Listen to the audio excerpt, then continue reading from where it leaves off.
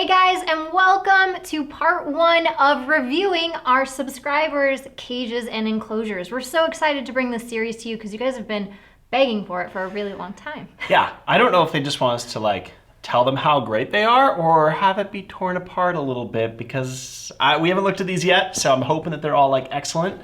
Yeah, but, you guys are gonna see our reactions live. We have not looked at any of this footage so far, so we're really excited to do that. And also this is just gonna be constructive feedback. So what we see and what we think, and we're gonna be rating these on a few different things. So let's get started.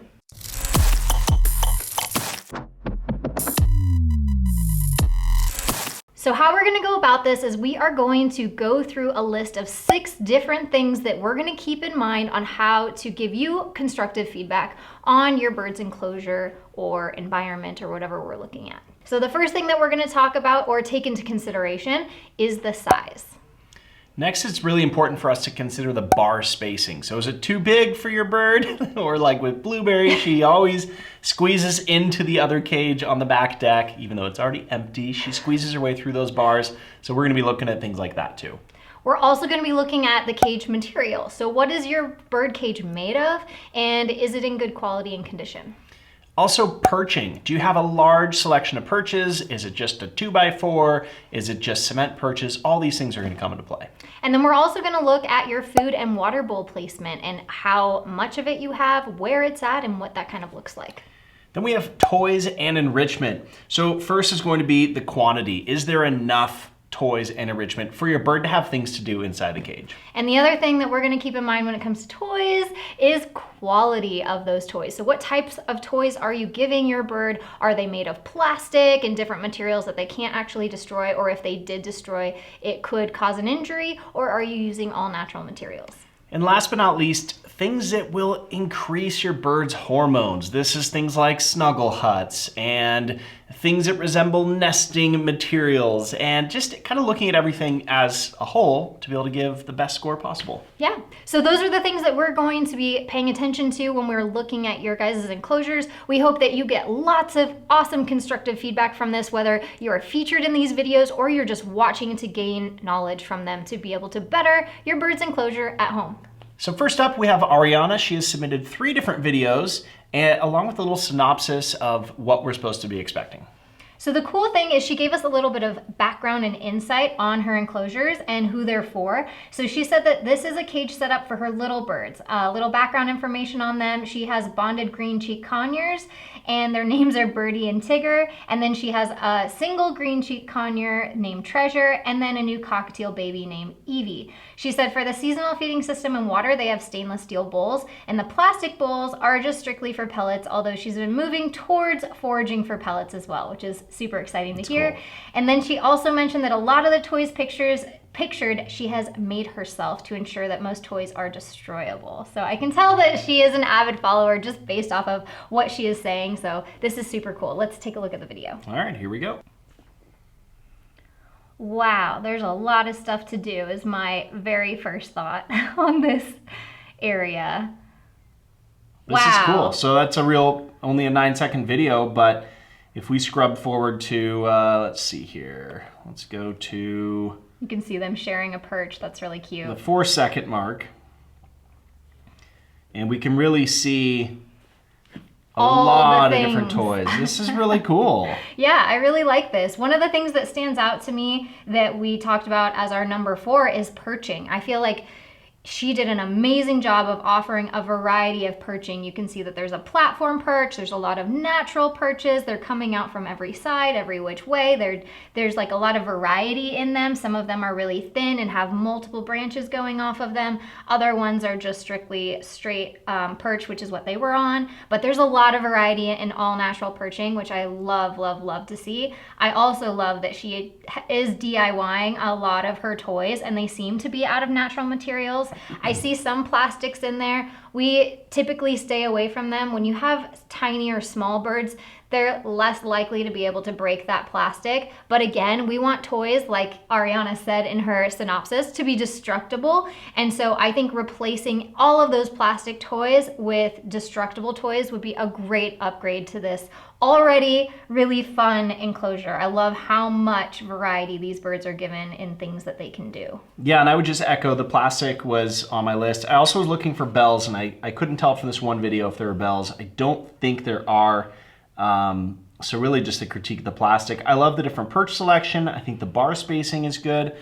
People often ask too, you know, how big of a cage should I have? And I think the answer is just like, ultimately, as big as you could go, because they wouldn't have that cage in the wild. So, you know, we look at something like this, and I think you made amazing use of the space that you had. I would probably recommend going bigger in the future, but at the same time, this is pretty cool. And we're also only getting a 9-second clip of this.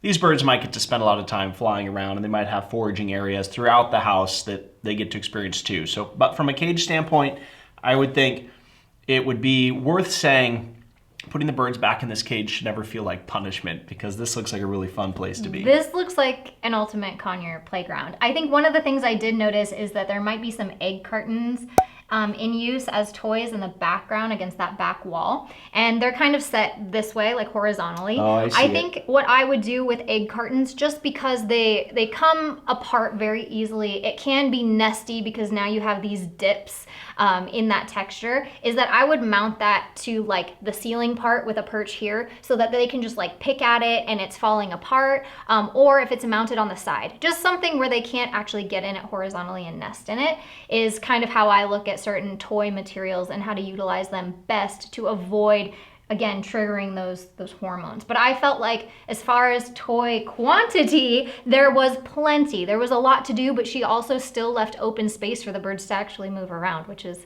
super important. Yeah. Well, let's move on to the second video. It looks like a second enclosure. Here we go. Oh, this might be the one with a single conure in it. And look, she put stuff on the outside of the cage, which is one of my favorite things that people do. And she has such cool perching. Again, I love the use of all natural perches. And this is something really cool with our all natural perches is we offer single or double. And the double ones is actually like a single connecting perch, but it goes off almost like a wishbone where there's two separate sides and you get to kind of pick and choose. And you can put it where it's mounted upwards or however you want for a lot of diversity. And I love that she's using a lot of those double type perches just for variety's sake. It looks really fun. So again, there's no shortage of enrichment. There's a play stand on top. There's stuff coming off of the outside of the cage. Like, there's a lot going on. Something else I'm noticing is that obviously the cage is clean, but I'm not seeing like chip marks or rust marks on the cages so far. And it just looks like a really well set up enclosure. I was gonna ask you, does it look like there's a grate at the bottom? Because it looks like maybe the newspaper's on top of the grate or there isn't one, but I can't tell. I can't tell either. So our video isn't the Oh no, there's clearest. a grate. Yeah, there's a pull-out grate. There is a pull-out grate. Okay. Something I've seen people do with tiny or small birds is they put the newspaper on top of the grate, and that just makes it easier for us humans to clean. But I've seen that backfire so many times in the hormonal triggers side of things. I've seen birds get under that newspaper, put little toy parts under it or over it and make a little bit of a nest situation. So when you have conures and below, like size-wise, I think it's really, really important to have that grate separating the newspaper that the bird would get to. So yeah, this looks cool. I mean, I saw some plastic beads in here again. I would rather you use wooden beads all day long. But other than that, I didn't see anything too terrible. There is a platform area that could be nesty. It almost looks like it's hanging on with a zip tie. Yeah, that was what I was gonna bring attention to, is just that platform. If it's not a problem, you probably don't need to fix it. It does look like it's hung on with a zip tie, which, again, back to plastic, we just need to be aware of using those or choosing to not use plastic as much as we can. My only hesitation or thought here is that this could potentially be a nesting spot later and be a cause for hormonal triggers. However, it's at the front of the cage, not in a dark corner.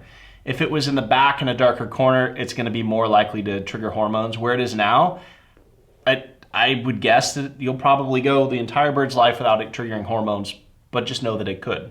Yeah. And I like the use of platform perches. I think you're doing a great job again when it comes to that variety of perching. Ariana is the one to look at. She's doing a really great job in that respect. It was awesome. Yeah, these areas are really well executed. I will say I didn't expect, I mean, this is the first one we're doing, but I didn't expect this level of like awesomeness. Yeah, it's really exciting. This is cool. Makes me feel like what we're doing is actually Making out there and making a difference. And so it doesn't feel like we're just wasting our time. Just talking to nobody. Jeez. We're just filming these videos for ourselves. All right, cool. Let's go to the third video. Oh my goodness, these toys are cool. Oh, again, I see a plastic like wiffle ball in there.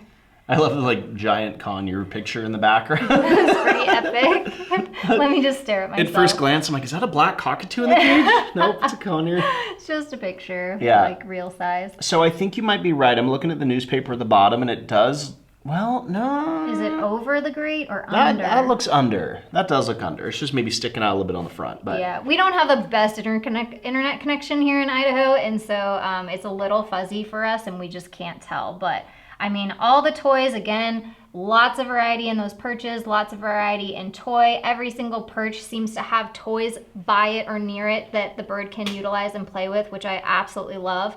And she's still allowing the enclosure to be open enough for if that bird is flighted to like fly hop around this enclosure, which is super duper cool. Typically, what we always recommend is going wider versus tall. I know in the early days, a lot of cages were tall. They were almost like these displays of like display your bird because it's so beautiful versus give your bird an amazing enclosure to be enriched in.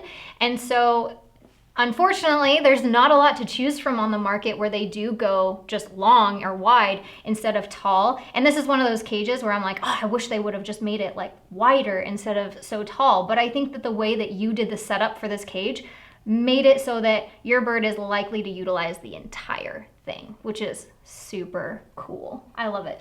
And I'm going to make a comment kind of beyond the cage. I like seeing that you have blackout curtains. I think that's really cool. There's prioritizing sleep. When it comes to the foundations are diet and sleep, and if birds aren't getting a solid 12 hours of sleep or they're on the wrong diet, like you're gonna have hormonal issues. Well, you might, but your bird will have hormonal issues, and it just causes all these different problems. So seeing that you have blackout curtains here is awesome. This looks really good. Yeah, Ariana, I think you did an awesome job. So congrats and thank you for participating in this and being the first to go out here on our video and be such an awesome example of how to set up multiple different cages for multiple different species in a way that allows them to be enriched all over the enclosure. Yeah, this is great. Well done.